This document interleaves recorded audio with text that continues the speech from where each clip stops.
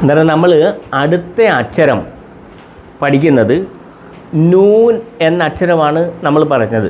നൂൻ നൂൻ നൂൻ എന്ന അക്ഷരം.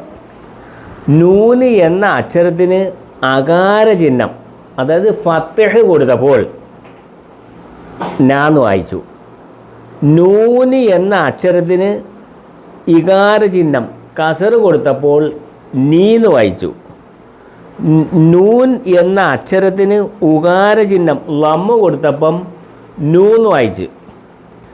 നൂൻ എന്ന അക്ഷരത്തിന് സുക്കൂൻ കൊടുത്തപ്പോൾ പൂജ്യത്തിന് ആ സുക്കൂൻ എന്ന് പറയുന്ന നീന്ന് വായിച്ച്. അന്നേരം ന നീ നു ന് ന നീ നു ന് ന നീ നു ന് ന നീ നു ന് ന നീ നു ന്.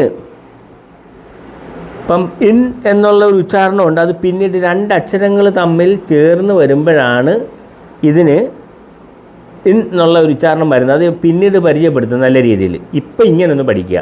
അടിസ്ഥാനമായിട്ട് ഇങ്ങനെ പഠിച്ചതിന് ശേഷം പിന്നെ ഞാൻ പറഞ്ഞുതരും. അപ്പം നൂനിന് ഫത്തഹ് കൊടുത്തപ്പോൾ നാന്ന് വായിച്ച്, നൂനി എന്ന അക്ഷരത്തിന് കസർ കൊടുത്തപ്പോൾ നീന്ന് വായിച്ച്, നൂനി എന്ന അക്ഷരത്തിന് ലമ്മ കൊടുത്തപ്പോൾ നൂന്ന് വായിച്ച്, നൂനി എന്ന അക്ഷരത്തിന് സുക്കും കൊടുത്തപ്പം നീന്ന് വായിച്ച്. അപ്പം നാ നീ നൂന് നാ നീ നൂന് നാ നീ നൂന്. ഈ അക്ഷരം, അതായത് ഈ അക്ഷരത്തെ ചില അധ്യാപകർ പോലും എഴുത്തിൻ്റെ വിഷയത്തിൽ തെറ്റിദ്ധരിച്ച് വെച്ചപ്പോൾ ഉണ്ട്. അതായത് ബാ താ ഹാ നൂന് ഇത് നാലും ഒരുപോലെയാണെന്നും അതിന് ആ പുള്ളിയുടെ വ്യത്യാസമേ ഉള്ളെന്ന മാത്രമാണ് ചില അധ്യാപകർ പോലും ധരിച്ചു വച്ചിരിക്കുന്നത്. അത് തെറ്റാണ്. ബാ താ സാ ഇത് മൂന്നും നീട്ടി എഴുതുന്ന അക്ഷരമാണ്. താഴത്തെ വരെ കൂടെ നീട്ടി എഴുതുന്ന അക്ഷരവും. എന്നാൽ നൂനിൻ്റെ ഘടന എന്ന് പറയുമ്പോൾ ഇങ്ങനെ നിൽക്കണം. അങ്ങോട്ടും ഇങ്ങോട്ടും നോക്കി നിൽക്കും. ഇത് ഇങ്ങോട്ടും നോക്കും, ഇതിപ്പോഴും ഇങ്ങോട്ടും ഇങ്ങനെ നിൽക്കും. ഇങ്ങനെയാണ് ഇതിൻ്റെ ഘടന.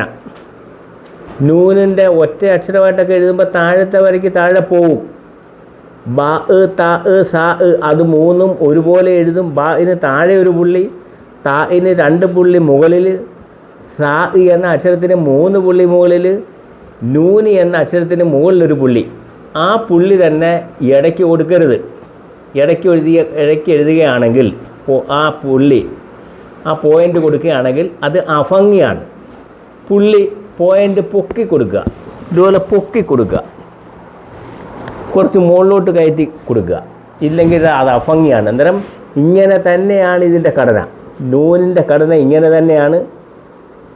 നൂന് ഇവിടെ ഇങ്ങനെ ചരിച്ച് ഇങ്ങനെ വന്നിട്ട് ഇവിടെ നിന്ന് അവസാനിക്കും. അന്നേരം ഇത് നൂനാണ്.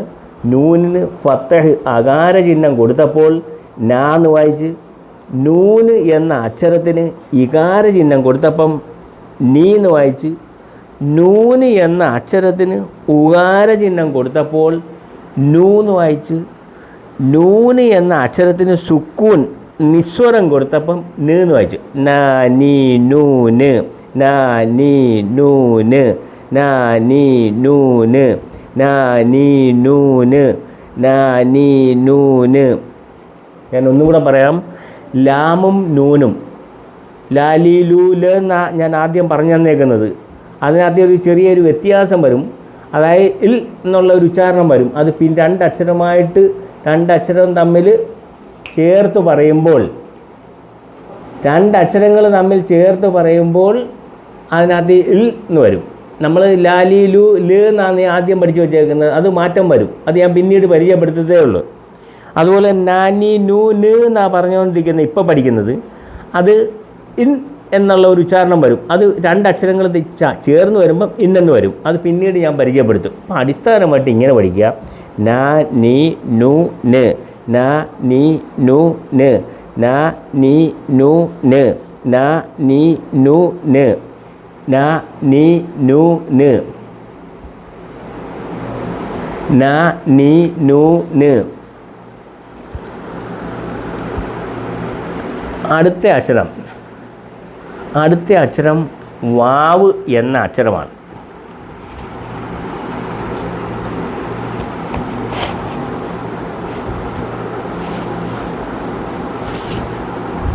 വാവ് എന്ന അക്ഷരമാണ് അടുത്ത അക്ഷരം. ഇതിൻ്റെ പേരാണ് വാവ്.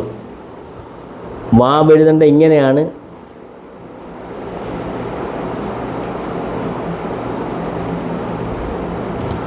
വാവാണ്. ഈ അക്ഷരത്തിൻ്റെ പേരാണ് വാവ്. വാവ് എന്ന അക്ഷരത്തിന് അകാര ചിഹ്നം ഫത്തഹ് കൊടുത്തപ്പോൾ വാ എന്ന് വായിച്ച്, വാവ് എന്ന അക്ഷരത്തിന് ഇകാര ചിഹ്നം അതായത് കസർ കൊടുത്തപ്പം വി എന്ന് വായിച്ച്, വാവ് എന്ന അക്ഷരത്തിന് ഉകാര ചിഹ്നം കൊടുത്തപ്പം വൂ എന്ന് വായിച്ച്, വാവ് എന്ന അക്ഷരത്തിന് സുക്കൂൻ അതായത് നിസ്വരം കൊടുത്തപ്പം വ് എന്ന് വായിച്ച്.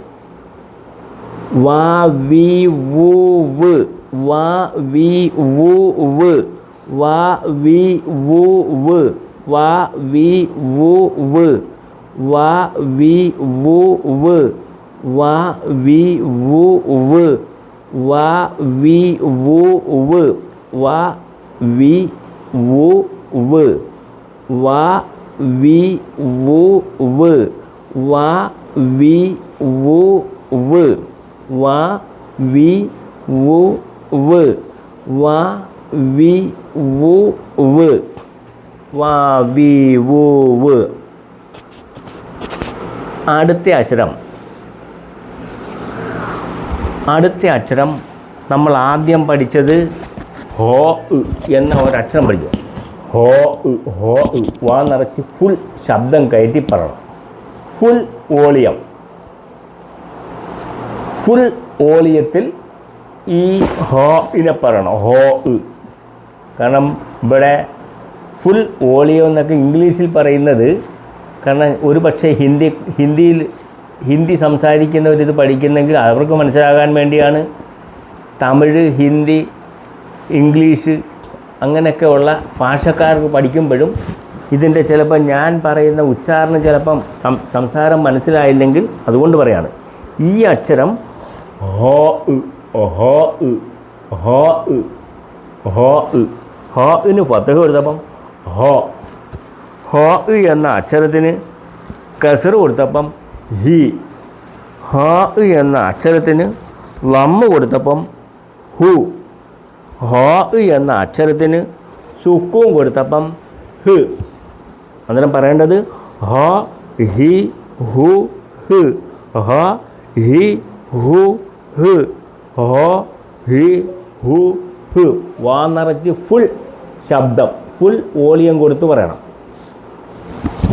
ഹ ഹി ഹു ഹ്, ഹ ഹി ഹു ഹ്, ഹ ഹി ഹു ഹ്, ഹ ഹി ഹു ഹ്, ഹ ഹി ഹു ഹ്. ഹ എന്ന അക്ഷരത്തിന് ഫത്തഹ് കൊടുത്തപ്പോൾ ഹ എന്ന് വായിച്ച്, ഹ എന്ന അക്ഷരത്തിന് കസർ കൊടുത്തപ്പോൾ ഹി എന്ന് വായിച്ച് ഇകാര ചിഹ്നം. ഹ എന്ന അക്ഷരത്തിന് ഉകാര ചിഹ്നം ലമ്മ് കൊടുത്തപ്പം ഹു എന്ന് വായിച്ച്, ഹ എന്ന അക്ഷരത്തിന് സുക്കൂൻ കൊടുത്തപ്പോൾ ഹ് എന്ന് വായിച്ച്. അന്നേരം പറയേണ്ടത് ഹ ഹി ഹു ഹ്, ഹ ഹി ഹു ഹ്, ഹ ഹി ഹു ഹ്, ഹ ഹി ഹു ഹ്, ഹ ഹി ഹു ഹ്, ഹ ഹി ഹു ഹ്, ഹ ഹി ഹു ഹ്.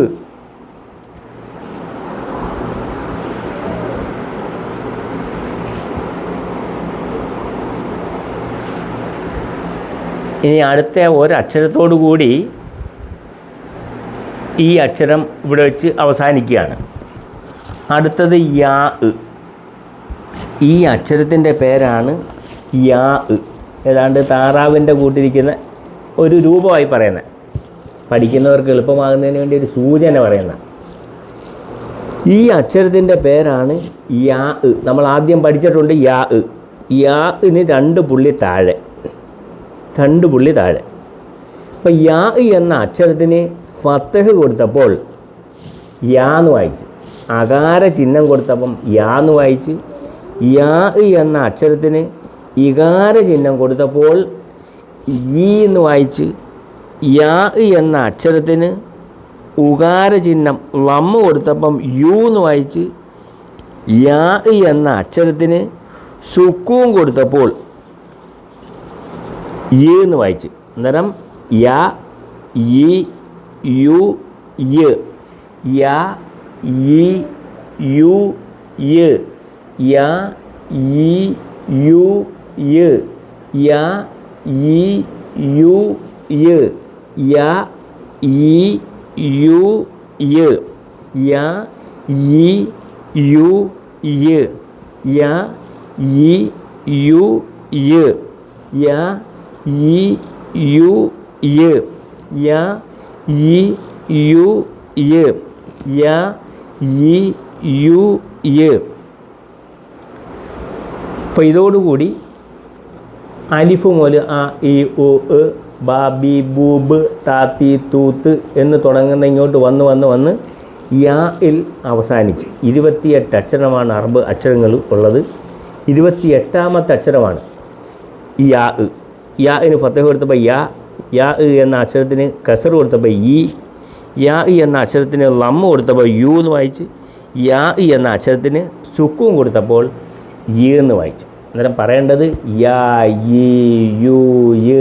യാ, ഈ, യു, യ. യാ, ഈ, യു, യ. യാ, ഈ, യു, യ. യാ, ഈ, യു, യ. യാ, ഈ, യു, യ.